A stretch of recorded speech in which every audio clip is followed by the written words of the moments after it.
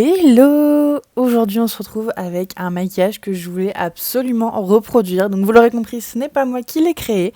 C'est Art Beauty Chaos sur Instagram. Je vous mettrai de toute manière son nom en description. Mais donc, c'est un maquillage inspiré, vous savez, des rubans attention, scène de crime, etc. Je trouvais ça hyper stylé et je me suis dit qu'Halloween, ce serait le bon moment pour le reproduire. Donc, c'est parti. Je me lance dans ce maquillage-là. C'est totalement différent de ce que je fais en temps normal. Bon, ça je le répète assez souvent dans cette série Halloween, mais j'aime beaucoup sortir de ma zone de confort et là c'était totalement le cas. Donc j'espère que ce look vous plaira. J'ai donc commencé par mettre mon wig cap puisque j'ai prévu de mettre une perruque pour ce look là et je fais mon teint comme quasiment pour tous les autres maquillages de cette série. Mon fond de teint, mon anti-cerne et un petit peu de bronzer crème pour avoir un petit peu de définition et de relief dans mon teint. Je poudre ensuite bien mon visage, là encore une fois rien de bien compliqué, ça sort pas vraiment de ce que je fais pour les autres looks.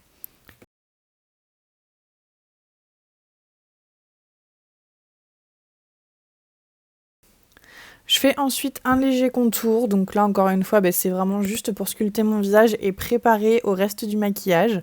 Je fais un léger baking au niveau de mon nez pour avoir encore une fois quelque chose de plus sculpté.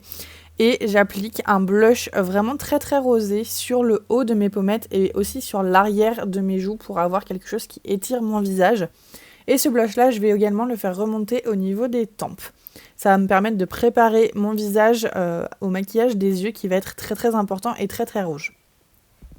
Je mets également un highlighter dans les tons roses pour que ça puisse un peu plus fondre le teint et avoir un petit peu de luminosité aussi, évidemment. Je mets une couche de spray fixateur comme d'habitude pour fondre les poudres entre elles et avoir un fini plus naturel. Et ensuite je passe à mes sourcils.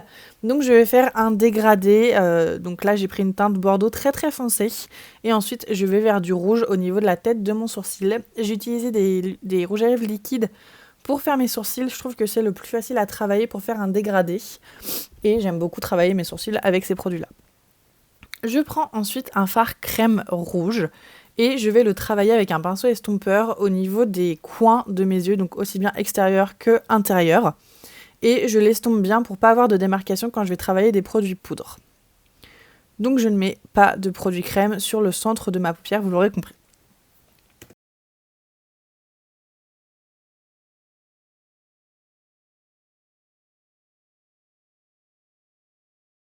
Je prends ensuite un fard bordeaux, un fard rouge très foncé, que je vais travailler exactement aux mêmes endroits que là où j'ai mis du fard crème. Mais ça va me permettre de bien travailler mon dégradé et avoir un maximum de profondeur au coin de mes yeux. Donc voilà, je fais en sorte de préparer à mon dégradé, à mon maquillage des yeux, donc bien en coin interne, et je veux que ça remonte presque jusqu'à mon sourcil en fait, jusqu'à la tête de mon sourcil.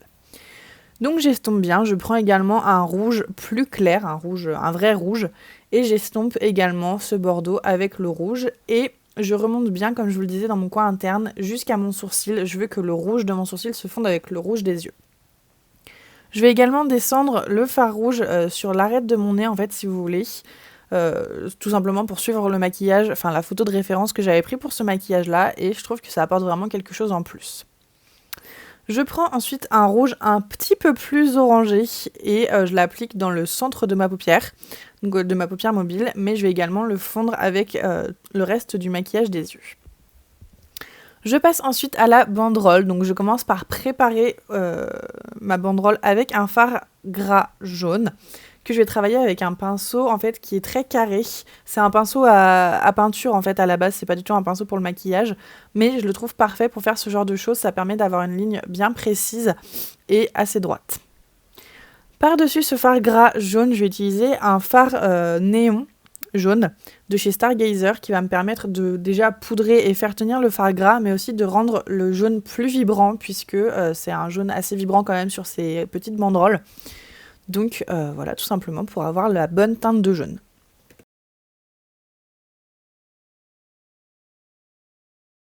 Je vais ensuite m'attaquer au bord des banderoles, donc si vous voulez ça fait des espèces de petites rayures, des petites hachures qui sont jaunes et noires.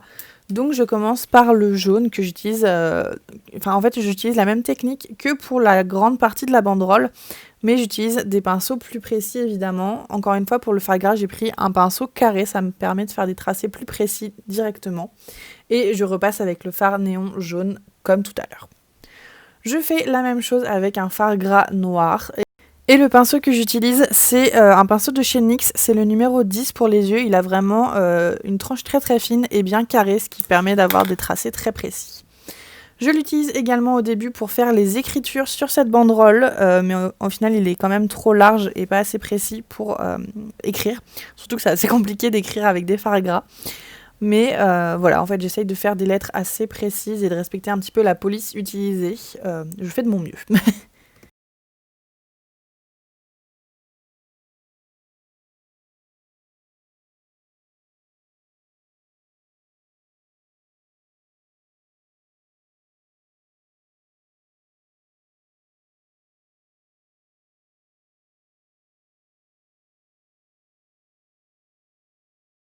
Je vais ensuite tracer la ligne entre les hachures et le corps de la banderole. Donc pour ça, j'utilise un pinceau plus précis, c'est le numéro 610 de chez Suva Beauty. Et j'utilise le même fard gras noir que tout à l'heure. Donc j'essaie de faire une ligne assez précise quand même et assez droite, en tout cas autant que possible.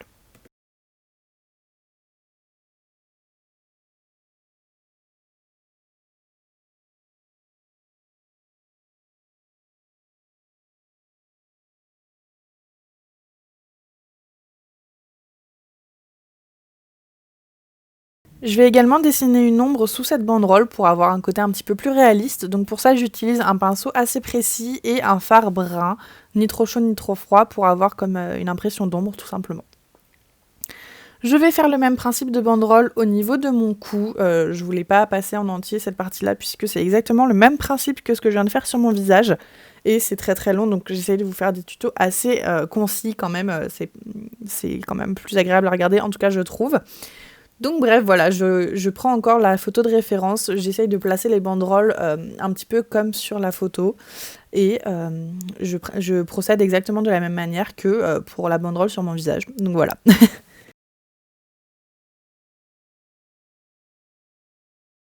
Donc voilà, vous voyez un petit peu étape par étape. Je vais rajouter également des ombres et des petites, comment dirais-je, des espèces de reflets pour montrer que les banderoles sont en plastique. Je passe ensuite à mes lèvres, donc je commence par faire le contour avec un crayon pour les lèvres et ensuite je vais mettre mon rouge à lèvres liquide tout simplement. J'ai choisi une teinte assez foncée parce que je veux que les yeux et les lèvres ressortent vraiment beaucoup sur ce maquillage là et qu'en plus c'est comme ça que c'est sur la photo, donc voilà.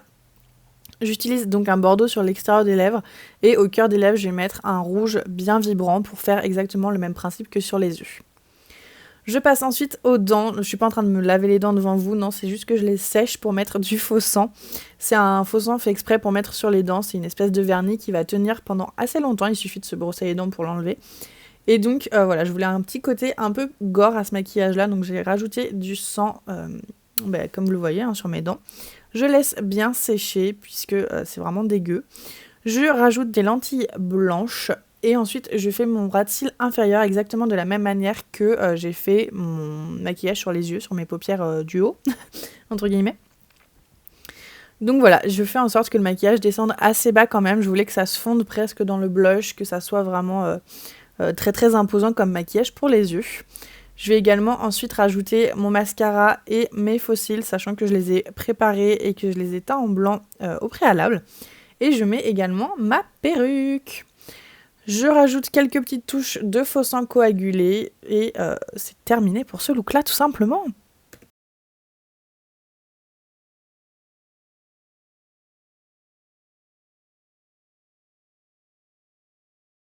Et voilà pour ce look-là, j'espère que ça vous aura plu. On se retrouve demain. Salut!